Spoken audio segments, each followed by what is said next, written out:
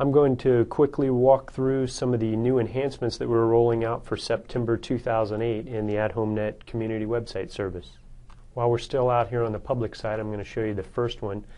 If you have residents using the request login feature until this month, if you were using the unit number, lot number option on that form and people filled it out, that information wasn't carrying over to their user profile when you approved the login request, and we have fixed that bug so that it is now carrying that information over to the user profile. So let's go ahead and log in and see the next change we made. I'm going to log in as a website administrator. So we got calls from some communities who had residents who set up their profile screen where the resident number 2 had no last name or did not type in a last name. In fact, this scenario was meant to indicate that Christine and Scott both had the last name Johnson. In some areas of the site, we handled this properly and would show them as Scott and Christine Johnson. But if I were to switch to the Christine Johnson profile here and post a message on the message board, that message would in fact be tagged with just the name Christine and not Christine Johnson. And there were a number of areas on the site where it would do that. It would leave off the resident 2 person's last name if they didn't type it in the user profile. And we have changed that to now always grab the last name of person 1 and apply it to person 2 if person 2 has no last name in their profile. Next, we have a couple of changes that we've done in our eForms feature, so let's go over there. First, as an administrator, you may know that if a particular eForm has no receivers assigned to it, that eForm won't be available for your residents to see on this list. But sometimes that can be hard for you to tell as an administrator, so what we've done in the Add, Edit, Delete eForms list is we've added a little indicator here that you can see at the bottom to say that this particular eForm has no receivers assigned to it and therefore will not show up for your residents to see. The next enhancement to eForms we actually did a couple months back, but that was before we started these videos, and I thought it was a neat feature, so I wanted to show it off. It actually is where we tie the eForms feature to another feature of ours called the Task Manager. I'm going to jump over to Task Manager real quick and show you that we have a Task Manager category set up for the Architectural Review Committee for them to post their tasks.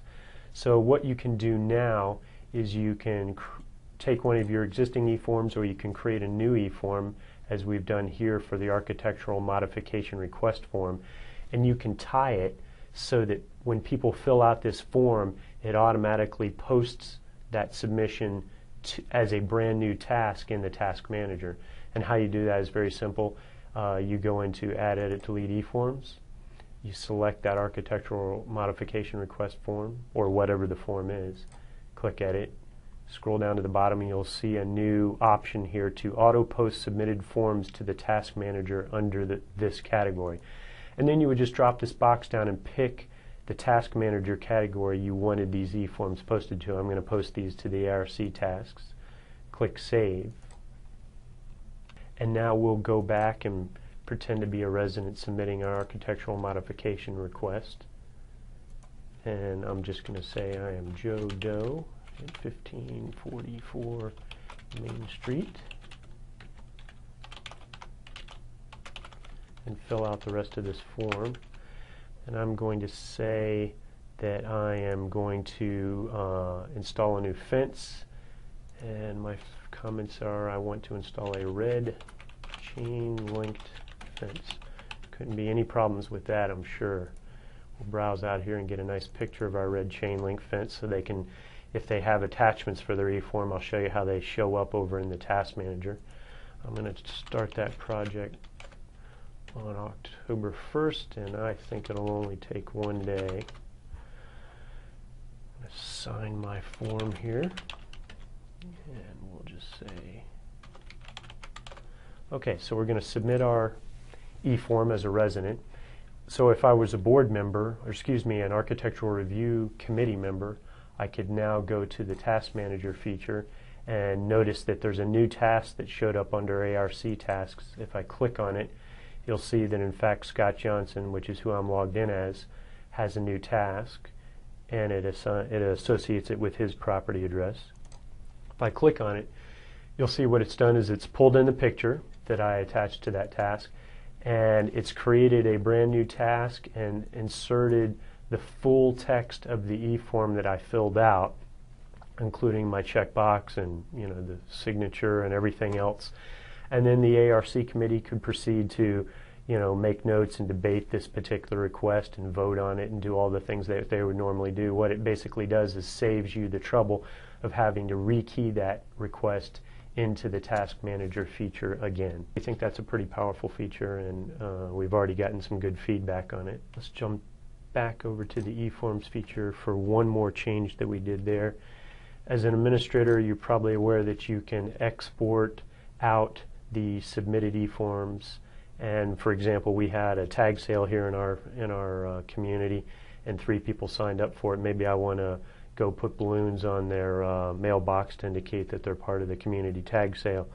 So I can export the information from this form out, and we've made that a little bit easier by automatically exporting it in a form that immediately is recognized by Microsoft Excel.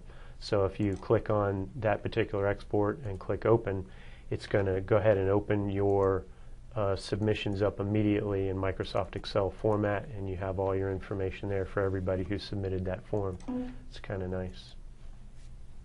The next feature is brand new, and you will find it under the admin menu, and it's called Settings. And what this is going to do is let you as an administrator change a number of the parameters or settings that control how your website works. And this is our first stab at this in the AtHomeNet A1 community website service.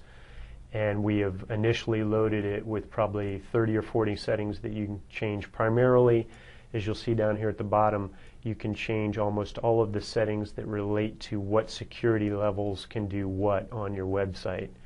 And to change them, in fact, if you wanted somebody other than level 1 to be able to add, edit, or delete announcements, you would simply change the security level here, perhaps 10 for your board members, click Save Changes, and that's it. Now board members or anybody who's level 10 can go in and add, edit, and delete announcements. We have some other settings up here at the top, and I'm not going to go through every single one of them, but for example, you can change the default number of days that show up on your What's New form. If I change this, if I go to What's New right now, you'll see that it's currently set to 9 days. But if I come back into settings and change that, say, to 14 to show 2 weeks, save it, go back to What's New, now all my residents are going to see 14 days worth of items in the What's New. And so there's some other areas here. We have 4 or 5 areas that you can show or hide from the user profile section. If you don't like having the children section in your user profile, you can hide that or show it at your choice. So this is kind of a neat new area. Over the coming months, you'll see us add a number of additional settings to this page to give you even further control over your website. These are things that you've always been able to change, but you would have had to call or email support to get them to do it for you. And then finally, just on a little fun note, we've gone ahead again and added some additional email bulletin templates this month. And you'll see them if you go to email bulletins and drop this select an email template down here. I've gone ahead and pulled them up in separate windows. So we've added a couple new fall templates that have a typical fall motif, and then we've added some 4 or 5 Halloween email templates, so you can send out notices about your community Halloween parties and what have you. And then we've added a completely blank template that will make it very easy for you to go ahead and create a community branded template, and you can drop the logo of your community up here and go ahead and save that and use it for templates in general, for email bulletins in general. If you're coming to our AtHomeNet Training Camp 2008, which is going to be happening here September 24th, Paul, who's in our head of our support department, is actually going to be giving a class, and one of the parts of that class is going to be talking about how to modify these templates and make adjustments to them and replace pictures with your own pictures and use them. So I highly recommend you checking that out if you get a chance. That's it for this month. Thank you for your time.